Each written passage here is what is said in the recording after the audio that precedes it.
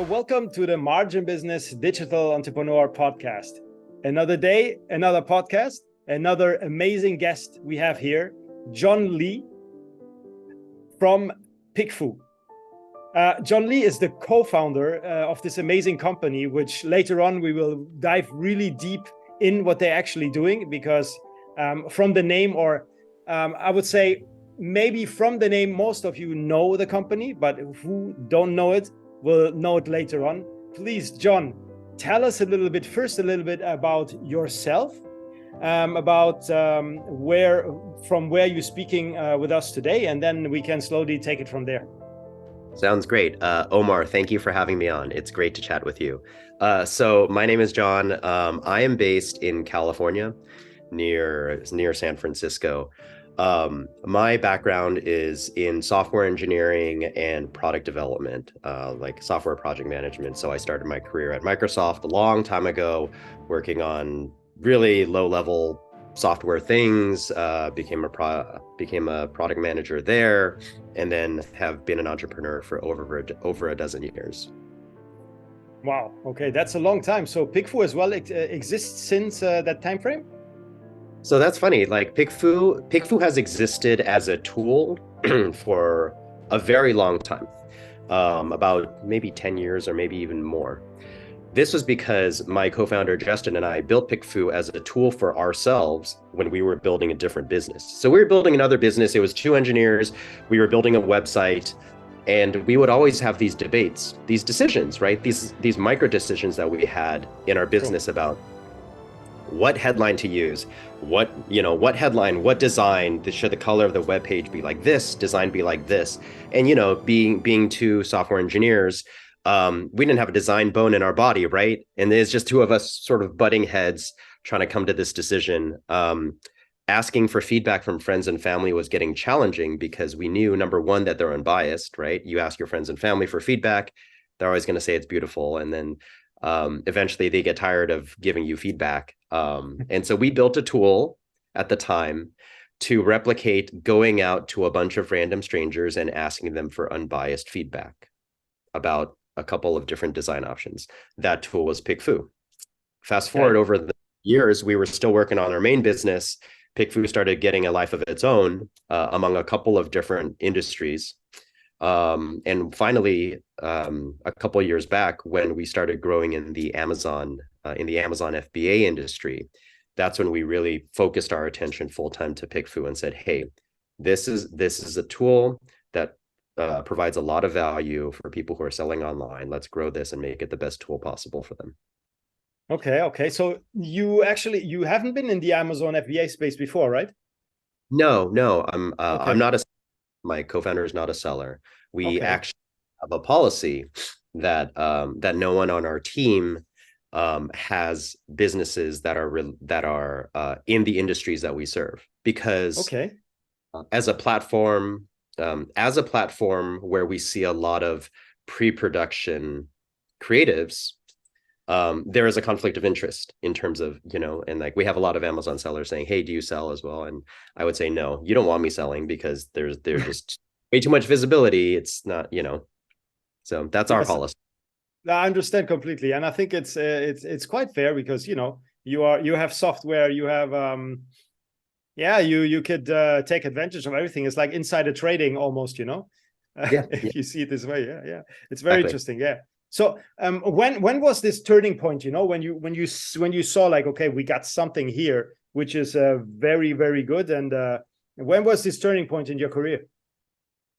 It was probably, I think it was 2019. I think that was when Kevin King first mentioned PickFu in the e-commerce space as kind of a hack, as a way to quickly split test your Amazon main images off Amazon super fast in under 30 minutes for $50, and that those results actually held up on the Amazon marketplace. And so I think he shared Kevin King shared PickFu as a hack back then, and then we've kind of been growing ever since.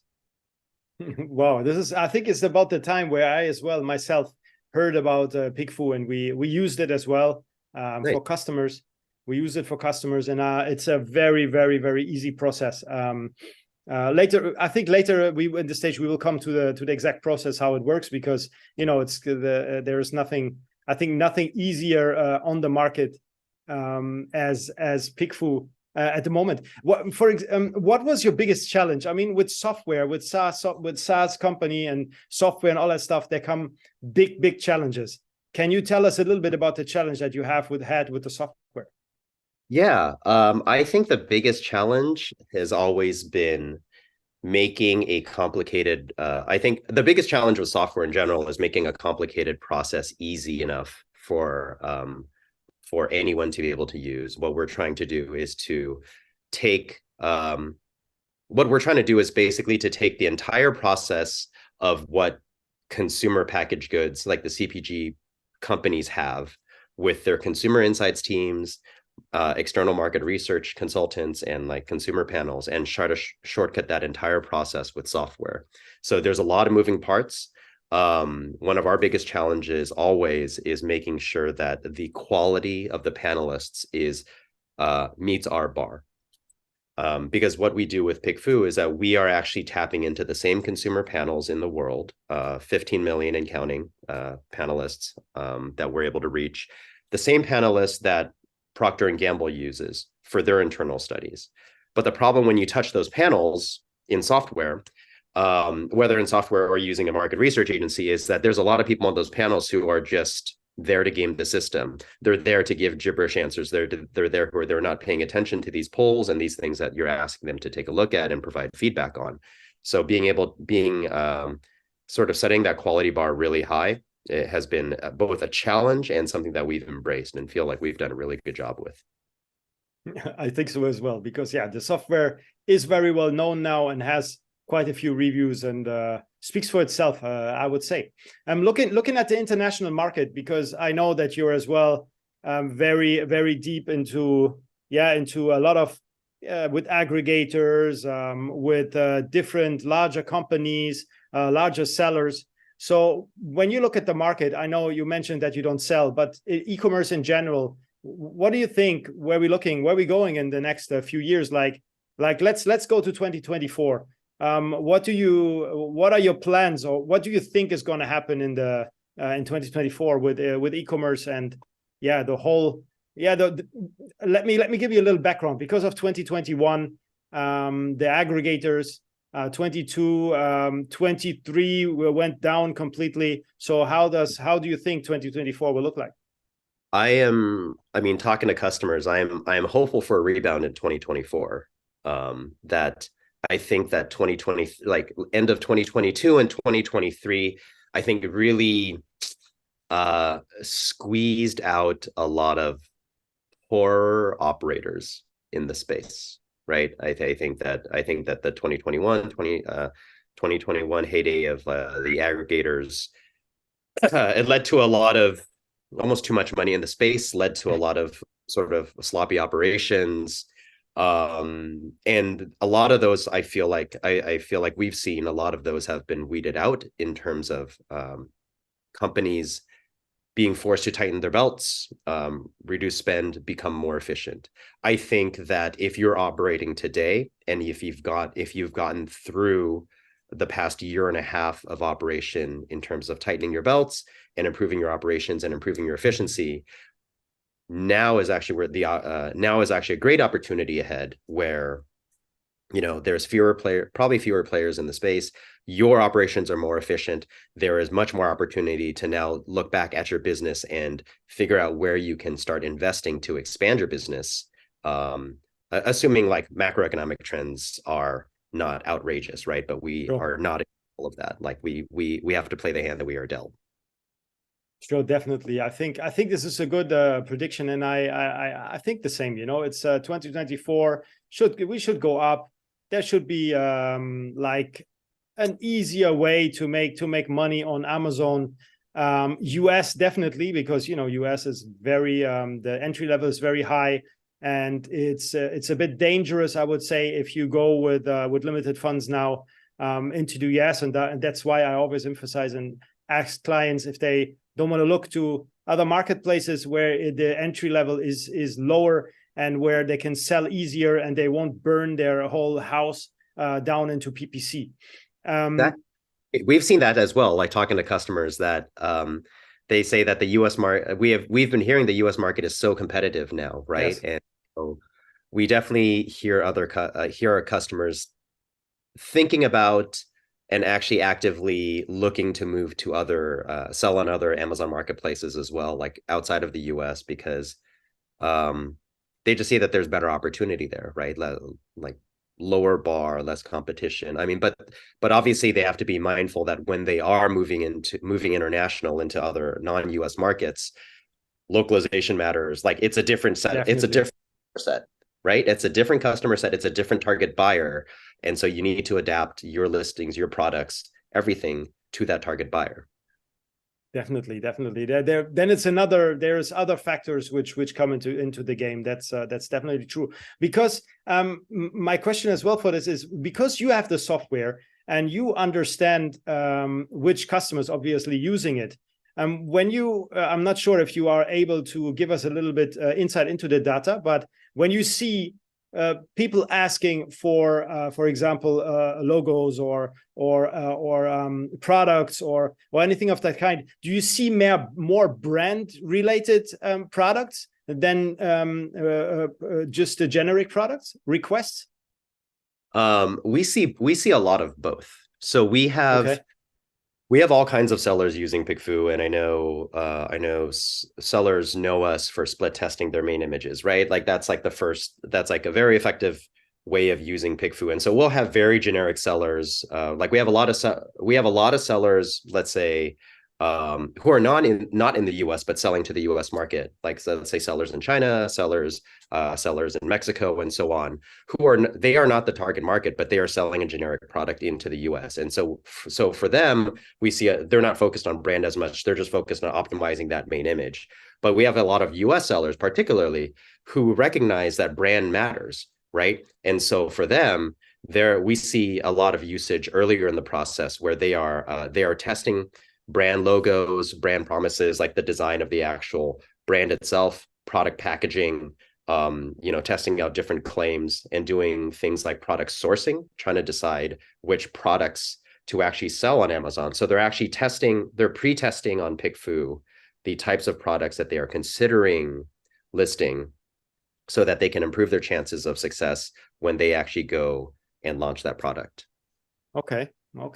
And because when you go international or when you check out the brands, if they sometimes they would as well check if they work in different countries, correct? Are your software is providing this as well, that you can you tap into a German panel list, or into French or any of that kind? Is this possible as well?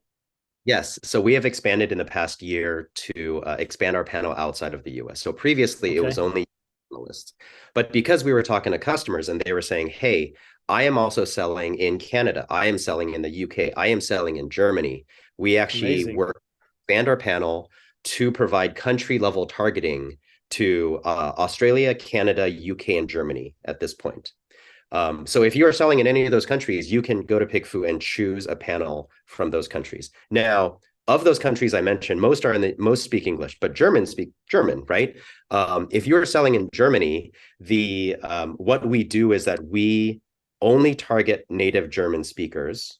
So you can be a US seller, speak only English. You come onto PickFu, you write your question in English. We will auto translate that to German, pull only German speakers. They will write their answers in German and we will auto translate it back to you in English. So you don't even need to speak German, but you can use the platform and pull native German speakers in their native language and get the insights that you need to be able to launch your products appropriately there. Wow, this is definitely something I was looking into already in 2019, and I was checking if this is already possible. But at that time, I think it was not possible yet. So check it out. I would love your thoughts. Oh, definitely, because it's something, localization is Yes. super important, and this is as well a question to you. How do you see the localization in your in the software or evolving when you speak to a panelist from another country? Their buying patterns are so different. Like we've done tests internally we'll take the same set of generic questions, right? Because on PickFu, you can ask any question, like any open-ended question to any panel that you want. And so we've done internal tests where we've surveyed consumer preferences in the US, in the UK, in Canada, in Germany, and asking them, what their biggest holiday shopping seasons are, right? When they're evaluating an Amazon listing, what are the things that they look at first? What are the things that they value? All of those things, and the answers are generally like vastly different. Okay, yeah, we have, like I said, we have seen it as well. It's another world, when the localization come in. Yeah. I mean, I give always the example, if I just look at the US and I look at the north of the US and I look at Florida, or I look at the south, not far, like Los Angeles, there's as well two different worlds. It's the sun state, and then you have a rainy state. It's obviously there's different products, there are different needs. There's different words maybe used for these. This is something really, really amazing to see as well, because it's evolving. It's what I really, it's our passion, from Margin Business. We love to do that. We love to look into this. And for this type of software, what you got, can you just tell us a quick overview how the software works, and who can use it actually? For who is it the best? Is it only for Amazon sellers, or can it as well graphic designer use it, or any of that kind? Give us a quick overview, then we can better understand the usage of the software. Sure. So you can think of PickFu as a digital focus group that lets you reach your target customer in across a bunch of countries and ask them directly questions to get feedback on your creative decisions, like your micro creative decisions, anything creative that you're working on: images, text, audio, video. You can compare up to 8 things. You can get open-ended feedback on one thing. So it's a super flexible tool for anyone who's selling to consumers to get direct feedback from their target audience. It works very well for Amazon sellers because getting feedback to optimize your listing image means that you're going to increase your conversion rates. You can run a PickFu poll for less than $50 and get feedback in 30 minutes. And if you can take the winning option, replace your main listing image, and get 10% conversion rate increases. Wow, 10%. That's amazing. We've seen it over and over and over again. We've seen a better launch image win and rank across the board on target keywords when there were 2 failed launches in the past with a non-optimized image, right? And so obviously having that optimized image matters a lot. So that's great for, you can do a lot with PickFu for Amazon sellers, but because it's such a generic tool, it actually applies across a lot of other industries. So we have game developers using PickFu to get feedback on their game concepts, character designs, all of that stuff while they're building the product, right? We have self-publishing authors testing their book titles and book covers with their target audience before they go to publish, because everyone judges a book by its cover. So it works across a broad array of industries. If you're a marketer, if you're a designer, you can probably find a use for PickFu. Okay. So because you're a software engineer, my next question would be, is AI already working on it, or is this a plan for the future? We have already incorporated AI into platform. So when you run a poll on PickFu, we send it out to your target audience. You can micro target by not just country, but Amazon Prime member, female, dog owner, like we have targeting for every single category on Amazon. We'll send it out to them and collect responses, 15 to 500. And then we get written responses from every single person. Now, those are high quality responses, but it can take time to read through, let's say, 500 responses. So what we've done is that we've built in AI to summarize all of those responses and give you a nice executive summary of your poll, highlights pros and cons, and even let you chat with your data so that you can chat with the panelists' responses and understand and sort of gather more insight from there. Wow, so it's really evolving. It's intelligent. It's wow. Oh yeah. And is there any plans for the next years, which is even improvement into the software, or is there any plans which you can tell us about? What are the next steps for it? I think we are always trying to go deeper on the software to make it more useful, easier to use, and helping our users uncover more insight automatically. At the same time, this might be interesting to you. We are always trying to expand our panel reach across different countries. So if you have votes for different countries that you would like us to expand to, like, please let me know, because we sure, are 100%. We are actively working on expanding our panel to other countries and this is all based on our customer demand, right? Like they tell us, hey, we would love if you have a panel in this country, in this country, in this country. We are absolutely listening to that. Wow, this is really amazing, because data nowadays is so important. We learn from data every day. The machine learned from data every day, and I think we still didn't gather enough data in order to understand everything fully. And there's always a way. There's to bring something new in, to show the machine, to feed the machine, actually, to get new results, to get better results, to improve everything. So I'm really looking at PickFu and think it's really a great achievement what you have done there. And I'm quite sure it's not the last thing we heard of PickFu, and maybe another software, another update on it soon. Yeah, we'll talk again. I mean, like the AI has been great. We see a lot of generative AI, now that AI makes it easy for people, definitely, create different images. Like we see a lot of testing.